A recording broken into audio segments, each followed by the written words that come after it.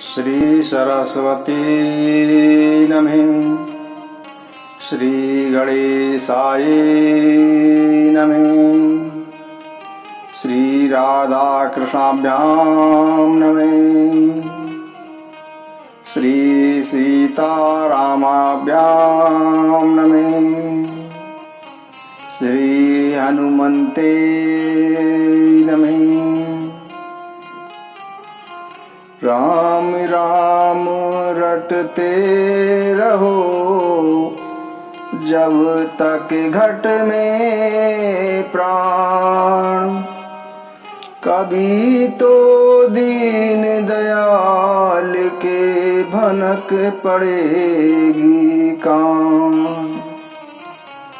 सीता मेरी मात है, पिता मेरे रघुनाथ, इन दोनों के चरणों में प्रणवत बारंबार।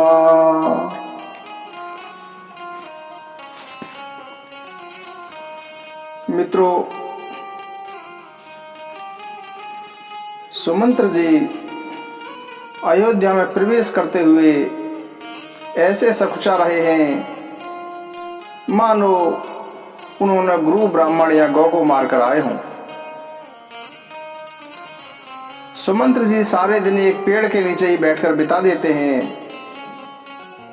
और जब संध्या होती है तब अंधेरे में अवसर जानकर अयोध्या नगरी में प्रवेश करते हैं और सुमंत्र जी महाराजा दशरथ जी को प्रणाम करके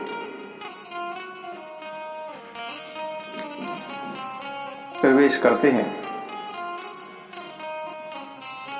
राजा दशरथ जी सुनते ही व्याकुल हो जाते हैं और उठकर बोलते हैं कि हे सुमंत्र, बताओ मेरे राम कहाँ हैं। राजा ने सुमंत्र को गले से लगा लिया मानो डूबते ही व्यक्ति को कुछ सहारा मिल गया हो। मंत्री को स्नेह सहित अपने पास बिठाकर तथा नेत्रों में जल भरकर राजा पूछने लगे कि हे सखा, श्री राम की कुशल कहो। बताओ श्री राम, लक्ष्मण और जानकी कहाँ हैं? उन्हें लौटा लाए हो या वे वन को चले गए? यह सुनते ही मंत्री के नेत्रों में जल भराया। शोक से व्याकुल होकर राजा फिर पूछने लगे कि सीता, राम और लक्ष्मण का संदेश कहो। श्री रामचंद्र जी के रूप, गुण, शील और स्वभाव को याद करके राजा हृदय में सोचने लगे और कहने लगे कि मैंने राजा होने की बात सुनाकर तथा राज्य देने की बात कहकर उन्हें वनवास दे दिया। यह सुनकर भी जिनके मन में हर्ष और विषाद नहीं हुआ, ऐसे पुत्र के बिछुड़ने पर भी मेरे प्राण नहीं निकले। तब मेरे समान बड़ा पापी कौन होगा। हे सखा, श्री राम, जानकी और लक्ष्मण जहां हैं मुझे भी वहीं पहुंचा दो, नहीं तो मैं सत्य कहता हूं कि मेरे प्राण अब निकलना ही जाना चाहते हैं। राजा दशरथ मंत्री जी से बार बार कहते हैं कि मेरे प्रिय पुत्रों का संदेश सुनाओ। हे मित्र, तुम शीघ्र ही वह उपाय करो जिससे मैं श्री राम, लक्ष्मण और सीता जी को अपनी आंखों से देख सकूं। तब मंत्री धैर्य पूर्वक कोमल वाणी से बोले कि हे महाराज, आप विद्वान और ज्ञानी हैं। हे देव, आप सूरवीर तथा उत्तम धैर्य को पुरुषों में श्रेष्ठ हैं।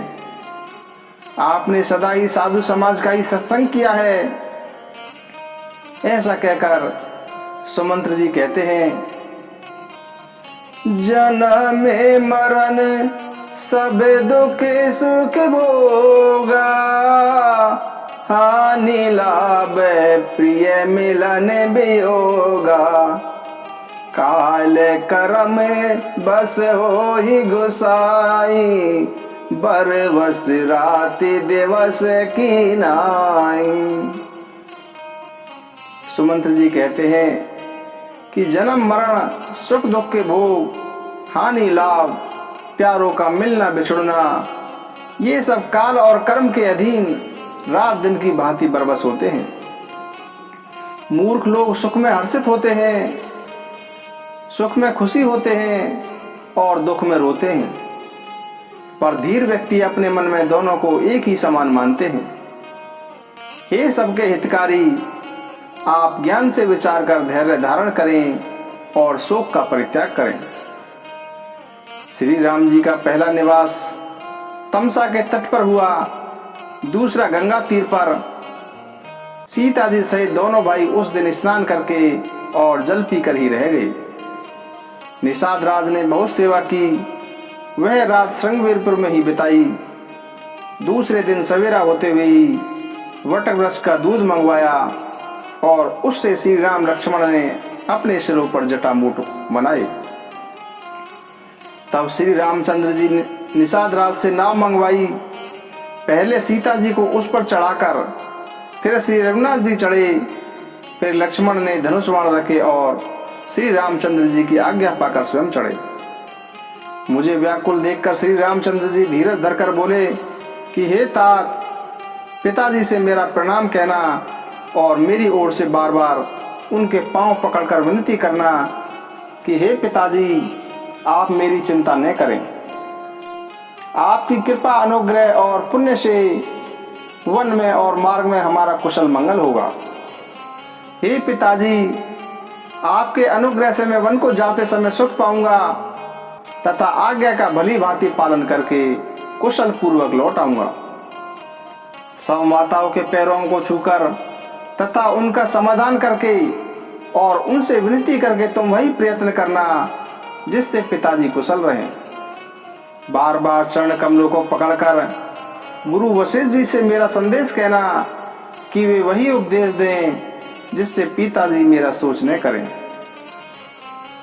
हे तात, सब पूर्ववासियों और कुटुंबियों से अनुरोध करके कहना कि वही मनुष्य मेरा हितकारी है जिसकी चेष्टा से महाराज सुखी रहें। भरत के आने पर उनको मेरा संदेश कहना कि राजा का पद प्राप्त कर नीति ने छोड़ देना, मन वचन और कर्म से प्रजा का पालन करना और सब माताओं को सम्मान जानकर उनकी सेवा करना और पिता माता और स्वजनों की सेवा करके भाईपन को अंत तक निभाना। हे तात, पिताजी को उसी प्रकार रखना जिससे वे किसी प्रकार से भी दुखी न होवे।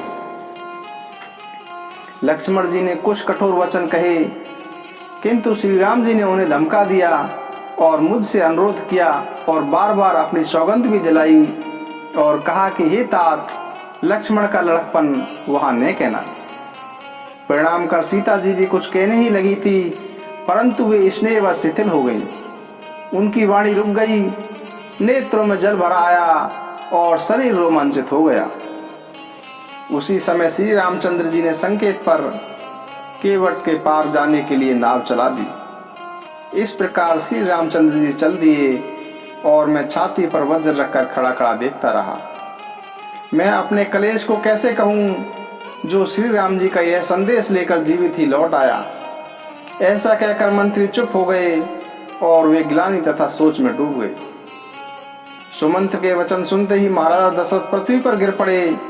उनके हृदय में भयानक जलन होने लगी, वे तड़पने लगे, उनका मन मोह से व्याकुल हो गया, मानो मछली को पहली वर्षा का जल लग गया हो। सब रानियां विलाप करके रोने लगी। उस महान विपत्ति का वर्णन कैसे किया जाए। उस विलाप को सुनकर दुख को भी दुखी हुआ और धीरज का भी बांध टूट गया। राजा के रन्यवास में रोने का शोक सुनकर अयोध्या भर में कोहराम मच गया। ऐसा जान पड़ता था मानो पक्षियों के विशाल वन में रात के समय में कठोर वज्र गिर पड़ा हो। राजा के प्राण कंठ में आ गए, मानो मणि के बिना सांप मरणासन हो गया हो। समस्त इंद्रियां अत्यंत व्याकुल हो गईं, मानो बिना जल के तालाब में कमल वन मुरझा गया हो। कौशल्या जी ने राजा को दुखी जानकर समझ लिया कि अब सूर्य कुल का सूर्य अस्त हुआ ही समझो। तब कौशल्या हृदय में धीरज धरकर बोली, हे नाथ, आप मन में समझकर विचार कीजिए कि श्री रामचंद्र जी का वियोग अपार समुद्र है, अयोध्या जहाज है और आप उसके कर्णधार हैं। सब कुटुंबी और प्रजा ही यात्रियों का समाज है जो इस जहाज पर चढ़ा हुआ है। आप धैर्य धारण करेंगे तो सब पार पहुंच जाएंगे, अन्यथा सारा परिवार डूब जाएगा। हे स्वामी, मैं विनती करके हृदय में धारण कीजिए, श्री राम, लक्ष्मण और सीता जी फिर आ मिलेंगे। पत्नी कौशल्या के वचन सुनते हुए राजा ने आंखें खोलकर इस प्रकार देखा, मानो तड़पती हुई मछली पर कोई शीतल जल छिड़क रहा हो। धीरज धरकर राजा उठ बैठे और बोले कि हे सुमंत्र, कहो श्री राम कहाँ हैं, लक्ष्मण कहाँ हैं, प्यारा राम कहाँ हैं और मेरी प्यारी बहू जानकी कहाँ है। राजा व्याकुल होकर अनेक प्रकार से विलाप कर रहे थे। वह रात युग के समान बड़ी हो गई, बीतती ही नहीं थी। राजा को अंधे तपस्वी श्रवण कुमार के पिता के साप की याद आ गई। तब उन्होंने वह पूरी कथा कौशल्या को कह सुनाई। उसका वर्णन करते करते राजा व्याकुल हो गए और कहने लगे कि श्री राम के बिना जीने की आशा को धिक्कार है। मैं उस शरीर को रखकर क्या करूंगा जो मेरे प्रेम के प्रण को भी निभा नहीं सके। हा रघुनंदन, आनंद देने वाले मेरे प्यारे राम, तुम्हारे बिना मुझे बहुत दिन बीत गए। हा जानकी, हा लक्ष्मण, हा रघुवीर, हा पिता के चित्ररूपी चातक के हितकारी मेघ। तब राम राम कहकर फिर राम कहकर फिर राम राम कहकर राजा दशरथ श्री राम के विरह में शरीर त्याग कर सुरलोक को सिधार गए। जीने और मरने का फल तो दशरथ जी ने ही पाया, जिनका निर्मल यश अनेक ब्रह्मांडों में छा गया।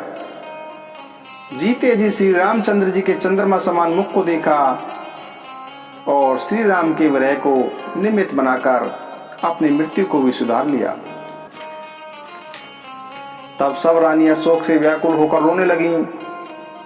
वे राजा के रूपशील, बल और तेज का बखान करके अनेक प्रकार से विलाप करने लगीं और बार बार धरती पर गिरने लगीं। दास दासीगण व्याकुल होकर विलाप कर रहे थे और नगरवासी घर घर में रो रहे थे।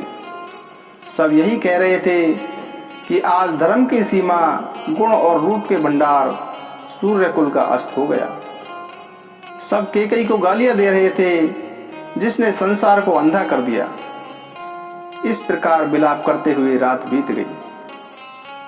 प्रातः काल बड़े बड़े ज्ञानी मुनि आए। तब वशिष्ठ मुनि ने क्षमानुकूल अनेक इतिहास सुनाकर ज्ञान के प्रकाश से सबका शोक दूर किया। वशिष्ठ जी ने नाव में तेल भरवाकर राजा का शरीर उसमें रखवा दिया। फिर दूतों को बुलवाकर कहा कि तुम दौड़कर भरत जी के पास जाओ, लेकिन राजा की मृत्यु का समाचार कहीं किसी से मत कहना। जाकर भरत से केवल इतना ही कहना कि तुम दोनों भाइयों को गुरुजी ने बुलाया है। मुनि की आज्ञा सुनकर दूत दौड़ चले। वे अपने वेग से उत्तम घोड़ों को भी ले जा रहे थे। जब से अयोध्या में अनर्थ प्रारंभ हुआ, उसी समय से भरत जी को अपशकुन होने लगे। वे रात को भयंकर स्वप्न देखते थे और जागने पर नाना प्रकार की बुरी बुरी कल्पनाएं किया करते थे। अनिष्ट शांति के लिए वे प्रतिदिन ब्राह्मणों को भोजन कराकर दान देते थे। अनेक विधियों से रुद्राभिषेक करते थे। महादेव जी को मनाकर उनसे माता पिता, कुटुंबी और भाइयों का कुशल क्षेम मांगते थे। इस प्रकार भरत जी मन में चिंता ही कर ही रहे थे कि दूत आ पहुंचे। गुरु जी की आज्ञा सुनते ही वे गणेश जी को मनाकर चल पड़े। हवा के समान वेग वाले घोड़ों को हाँकते हुए वे नदी, पहाड़ तथा जंगलों को लांघते हुए चले। उनके हृदय में बड़ा सोच था, कुछ भी सुहाता न था। मन में यही विचार कर रहे थे कि उड़कर पहुंच जाऊं। एक एक क्षण वर्ष के समान बीत रहा था। इसी प्रकार भरत जी नगर के निकट पहुंचे। नगर में प्रवेश करते ही अपशकुन दिखने लगे। कोई कांव कांव कर रहे थे। गधे और सियार विपरीत बोल रहे थे। यह सुनकर भरत जी के मन में बड़ी पीड़ा होने लगी। तालाब, नदी, वन, बगीचे सब शोभाहीन हो रहे थे। नगर बहुत ही भयानक लग रहा था। श्री राम जी के वेग रूपी रोग से सताए हुए पशु पक्षी, घोड़े, हाथी देखे नहीं जाते थे। नगर के स्त्री पुरुष अत्यंत दुखी थे, मानो सब अपनी सारी शांति हार बैठे हों। नगर के लोग मिलते पर कुछ नहीं कहते, चुपके से वंदना करके चले जाते थे। भरत जी भी किसी से कुशल नहीं पूछ सकते, क्योंकि उनके मन में भय और विषाद छा रहा है। बाजार और रास्ते देखे नहीं जाते, मानो नगर की दसों दिशाओं में दावागिन लगी हो। पुत्र को आते सुनकर सूर्य कुल रूपी कमल के लिए चांदनी रूपी केकई बड़ी प्रसन्न हुई। वह आरती सजा करता था, आनंद में भरकर उठकर दौड़ी और दरवाजे पर ही मिलकर भरत शत्रुघ्न को महल में ले आई। भरत ने सारे परिवार को दुखी देखा, मानो कमल वन को पाला मार गया हो। केवल केकई ही आनंदित दिख रही थी, मानो भीलनी जंगल में आग लगाकर आनंद से भर गई हो। पुत्र को सोचवश और उदास देखकर वह पूछने लगी कि हमारे ननिहाल में सब कुशल तो हैं। भरत जी ने सब कुशल कह सुनाई, फिर अपने कुल की कुशल स्वयं पूछी। भरत जी बोले कि कहो पिताजी कहाँ हैं, मेरी सब माताएं कहाँ हैं, सीता जी और मेरे प्यारे भाई राम और लक्ष्मण कहाँ हैं। पुत्र के ऐसे वचन सुनकर नेत्रों में कपट जल भरकर केकई भरत के कान में सूल के समान चुभने वाले वचन बोली। हे तात, मैंने सारी बात बना ली थी, बेचारी मंत्रा मेरी सहायक बनी, पर विधाता ने बीच में ही तनिक काम बिगाड़ दिया। राजा देवलोक को सिधार गए। यह सुनते ही भरत विषाद के मारे बेहाल हो गए, मानो सिंह की गर्जना सुनकर हाथी सहम गया हो। वे हातात पुकारते हुए अत्यंत व्याकुल होकर जमीन पर गिर पड़े और विलाप करने लगे कि हे तात, मैं आपको स्वर्ग के लिए जाते समय देख भी नहीं सका, आप मुझे श्री राम जी को सौंप भी नहीं सके। फिर धीरज धरकर और संभल कर उठे और बोले कि माता पिता के मरने का कारण तो बताओ। पुत्र के वचन सुनकर केकई कहने लगी, मानो मर्म स्थान को चाकू से चीरकर उसमें जहर भर रही हो। केकई ने अपनी सब करनी आरंभ से अंत तक प्रसन्न मन से सुना दी। श्री रामचंद्र जी का वन जाना सुनकर भरत जी को पिता की मृत्यु भी भूल गई और इस सारे अनर्थ का कारण स्वयं को ही जानकर वे मौन होकर स्तंभित रह गए। पुत्र को व्याकुल देखकर केकई उसे समझाने लगी, मानो जले पर नमक लगा रही हो। वह बोली कि हे तात, राजा सोच करने योग्य नहीं है, उन्होंने पुण्य और यश कमाकर उसका पर्याप्त भोग किया। जीवन काल में ही उन्होंने जन्म लेने के संपूर्ण फल पा लिए और अंत में वे इंद्रलोक को चले गए। ऐसा विचार कर सोच छोड़ दो और समाज सहित नगर का राज्य करो। भरत जी यह सुनकर अत्यंत सहम गए, मानो पके घाव को अंगार छू गया हो। उन्होंने धैर्य धरकर लंबी सांस लेते हुए कहा कि हे पापिनी, तूने सभी प्रकार से कुल का नाश कर दिया। हाय, ये तेरी ऐसी अत्यंत दुष्टा इच्छा थी तो तूने जन्मते ही मुझे मार क्यों नहीं डाला। तूने पेड़ को काटकर पत्ते को सींचा और मछली को जीवित रखने के लिए पानी को ही उलीच दिया। मुझे सूर्य जैसे वंश, दशरथ जी जैसे माता पिता और राम लक्ष्मण जैसे भाई मिले, पर हे जननी, मुझे जन्म देने वाली माता तू हो गई। विधाता पर कुछ भी वश नहीं चलता। अरे कुमति, जब हृदय में यह भूचार आया, उसी समय तेरे हृदय के टुकड़े टुकड़े क्यों नहीं हो गए। वरदान मांगते समय तेरे मन में तनिक भी पीड़ा नहीं हुई, तेरी जीभ गल क्यों नहीं गई, तेरे मुंह में कीड़े क्यों नहीं पड़ गए। राजा ने तेरा विश्वास कैसे कर लिया। लगता है विधाता ने मरते समय उनकी बुद्धि हर ली थी। स्त्रियों के हृदय की गति विधाता भी नहीं जान सके। वह कपटों पापों और अवगुणों की खान होती है। फिर राजा तो सीधे सुशील और धर्मपरायण थे। वे भला स्त्री स्वभाव को कैसे पहचानते? अरे संसार के जीव जंतुओं में ऐसा कौन है जिसे श्री रघुनाथ जी प्राणों के समान प्यारे नहीं हैं? वे श्री राम जी भी तुझे वैरी लगे। तू कौन है? मुझे सच सच बता, तू कौन है? अब तू मुंह काला करके मेरी आंखों से दूर हो जा। विधाता ने मुझे श्री राम जी से विरोध करने वाले हृदय से उत्पन्न किया। मेरे समान पापी दूसरा कौन है? मैं व्यर्थ ही तुझे कुछ कहता हूँ। माता की कुटिलता सुनकर शत्रुघ्न के भी सब अंग क्रोध से जल उठे, पर कुछ बस नहीं चलता था। उसी समय भांति भांति के कपड़ों और गहनों से सजकर मंत्रा वहां आ पहुंची। उसे सजी धजी देखकर लक्ष्मण के छोटे भाई शत्रुघ्न जी क्रोध में भर उठे, मानो जलती हुई आग में आहुति पड़ गई हो। उन्होंने जोर से उस कुबड़े पर एक लात जमा दी तो वह चिल्लाती हुई मुंह के बल जमीन पर गिर पड़ी। उसका कुबड़ा टूट गया, कपाल फूट गया, दांत टूट गए और मुंह से रक्त बहने लगा। वह कराती हुई बोली कि हाय देव, मैंने क्या बिगाड़ा जो भला करने पर भी मुझे बुरा फल मिला। उसकी यह बात सुनकर और सिर से पांव तक दुष्टा जानकर शत्रुघ्न जी उसको बाल पकड़कर घसीटने लगे। तब भरत जी ने उसे छुड़ा दिया और दोनों भाई तुरंत कौशल्या जी के पास चल दिए।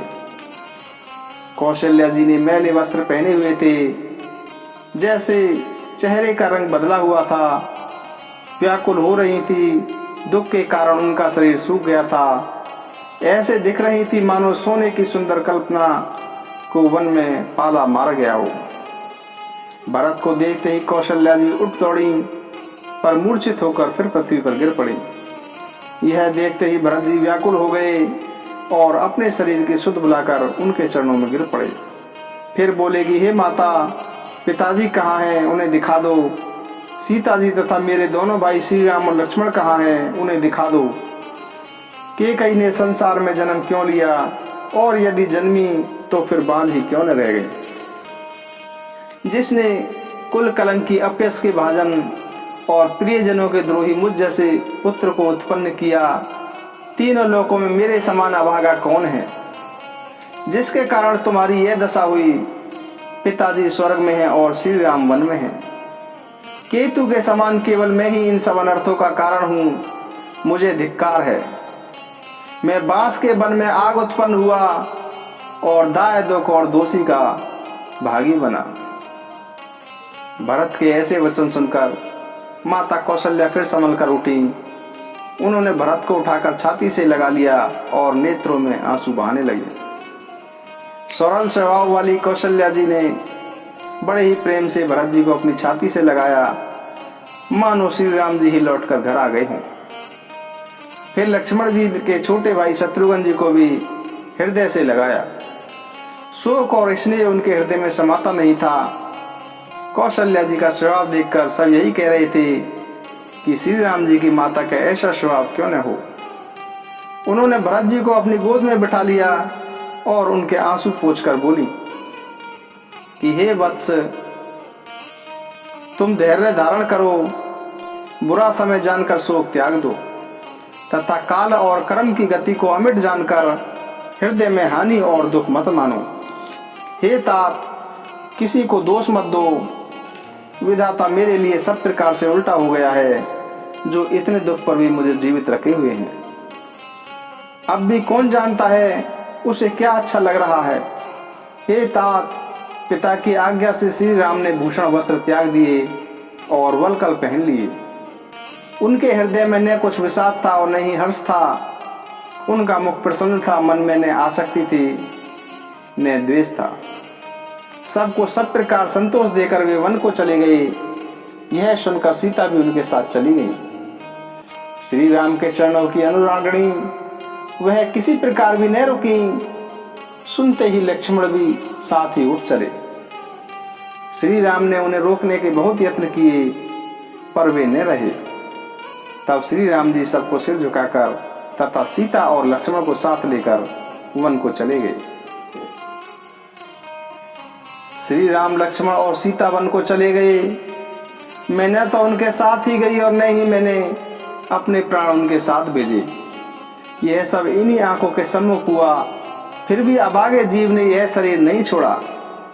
अपने स्नेह की ओर देखकर मुझे लाज भी नहीं आती। मैं राम जैसे पुत्र की माता, जीना मरना तो राजा नहीं जाना। मेरा हृदय तो सैकड़ों वज्रों के समान कठोर है। कौशल्य जी के वचनों को सुनकर भरत सहित सारा वन निवास व्याकुल होकर ऐसे विलाप करने लगा मानो राजमहल शोक का निवास बन गया।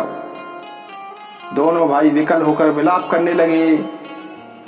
तब कौशल्या जी ने उनको हृदय से लगा लिया, अनेक प्रकार से भरत जी को समझाया और अनेक विवेक भरी बातें उन्हें सुनाई।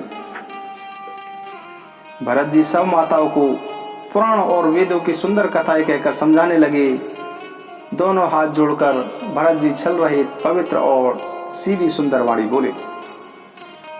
जो पाप माता पिता और पुत्र के मारने से, गौशाला और ब्राह्मणों के नगर जलाने से, स्त्री और बालक की हत्या करने से और जो मित्र और राजा को विष देने से होते हैं, कर्म वचन और मन से होने वाले जिनके पातक और उपपातक कवि लोग कहते हैं, हे विधाता यदि इस काम में मेरा मत हो तो हे माता वे सब पाप मुझे लगे।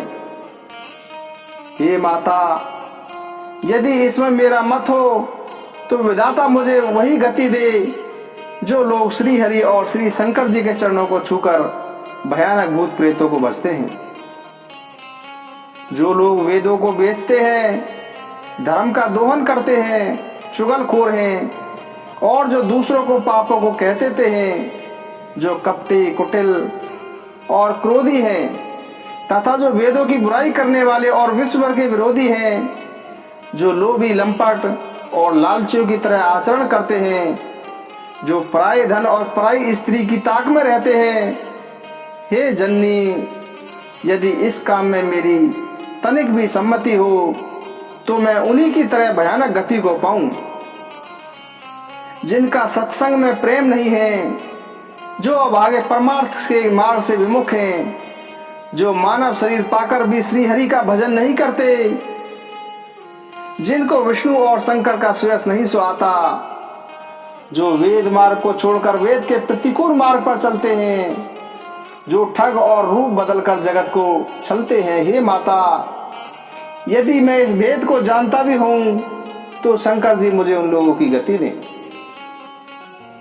माता कौशल्या जी भरत जी की सहज रूप से सच्ची और सरल बातों को सुनकर कहने लगी कि हे तात तुम तो मन वचन और शरीर से ही श्री रामचंद्र जी के प्यारे हो। राम तुम्हें प्राणों से भी बढ़कर प्रिय हैं और तुम भी राम को प्राणों से भी अधिक प्रिय हो। चंद्रमा चाहे विष टपकाने लगे और पाला आग बरसाने लगे, जलचर जीव जल से विरक्त हो जाए और ज्ञान हो जाने पर भी चाहे मोह न मिटे, पर तुम श्री रामचंद्र जी के प्रतिकूल कभी नहीं हो सकते। इसमें तुम्हारी सम्मति है। संसार में जो भी कोई ऐसा कहते हैं वे स्वप्न में भी सुख और सुख नहीं पाएंगे, वे स्वप्न में भी सुख और शुभ गति नहीं पाएंगे। ऐसा कहकर माता कौशल्या ने भरत जी को हृदय से लगा लिया। उनके स्तनों से दूध बहने लगा और नेत्रों में जल छा गया। इस प्रकार बहुत विलाप करते हुए सारी रात बैठे ही बैठे बीत गई। तब वामदेव जी और वशिष्ठ जी आए। उन्होंने सब मंत्रियों तथा रे श्रेष्ठ मुनियों को बुलाया। फिर मुनि वशिष्ठ जी ने परमार्थ के सुंदर समयानुकूल वचन कहकर बहुत प्रकार से भरत जी को उपदेश दिया। वशिष्ठ जी ने कहा कि हे तात धैर्य धारण करो और आज जिस कार्य को करने का अवसर है उसे करो। गुरु जी के वचन सुनकर भरत जी उठे और उन्होंने सब तैयारी करने के लिए कहा। वेदों में बताई हुई विधि से राजा को देह का स्नान कराया और परम पवित्र विमान बनाया गया। भरत जी ने सब माताओं को प्रार्थना करके सती होने से रोक लिया।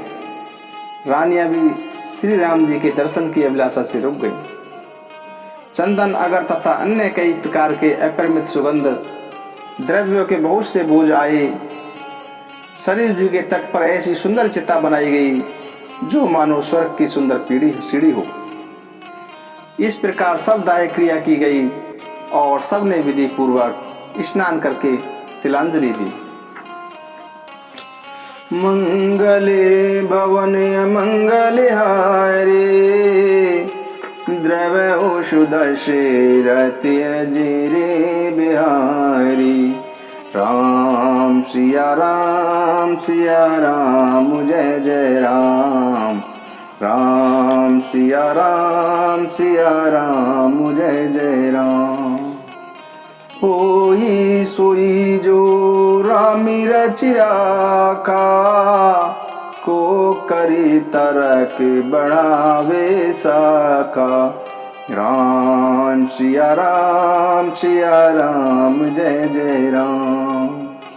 धीरज धर्म मित्र अरुणारी, आपद काल पर किए चारी। राम सिया राम जय जय राम।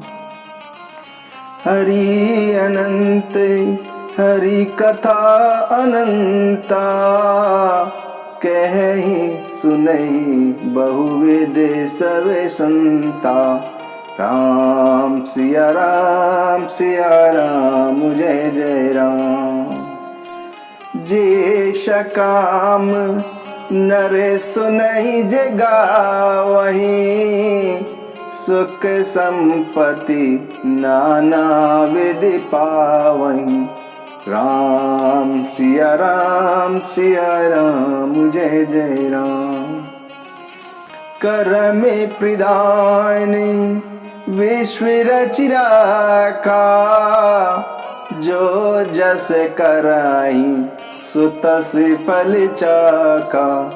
राम सिया राम जय जय राम। निर्मल मने जने सो मोहि पावा, मोह कपट चले छिद्र नवावा। राम सिया राम जय जय राम। कलयुग केवल नाम आधारा, सुमेर नर उतरे पारा। राम सिया राम जय जय राम। बिनु सत संगे विवेक न होई, राम कृपा बिनु सुलभ न सोई। राम सिया राम जय जय राम। मंगले भवन अमंगल हारे, उमा सहित जेहि जपत पुरारी। राम सिया राम जय जय राम। राम सिया राम जय जय राम। सीता राम चरण रति मोरे, अनुदिन बढ़ाऊं अनुग्रह तोरे। जेहि विधि नाथ होहि हित मोरा, करहूं सुबेगी दास में तोरा। राम सिया राम जय जय राम। जवे जवे हो ये धर्म की हानि, बाढ़हि असुर अधम अभिमानी। तवे तवे धरी प्रभु विविध शरीरा, हरहि कृपा निधि सज्जन पीरा। राम सिया राम जय जय राम। हरि व्यापक सर्वत्र समाना, प्रेम ते प्रगट हो ही में जाना। राम सिया राम जय जय राम। जय श्री राम मित्रों।